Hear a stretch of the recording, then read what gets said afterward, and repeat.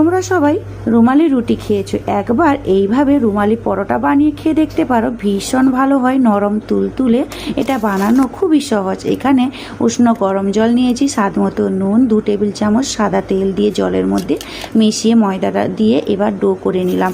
এদিকে 1 চামচ তেল 1 চামচ ময়দা দিয়ে একটা ব্যাটার তৈরি করলাম। এবার রুটির মতো লেচি কেটে এবার রুটি বেলে নেব। তারপরে এই যে লেয়ারটা করে রেখেছিলাম এইভাবে দিয়ে ব্যাটারটা দিয়ে এইভাবে একটা লেয়ার তৈরি করে নেব। তারপরে এইভাবে ফোল্ড করে কিন্তু মুড়ে 5 মিনিট মতো রেস্টে রেখে দেব।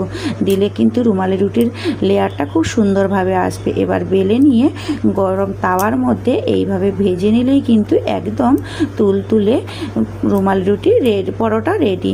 তো ভিডিওটি ভালো লাগলে একটা লাইক করে দিও, আর কেমন লাগলো তোমাদের কমেন্ট করে জানাতে একদম ভুলো না। খেতে কিন্তু ভীষণ ভালো হয়, একবার হলেও ট্রাই করে দেখতে পারো।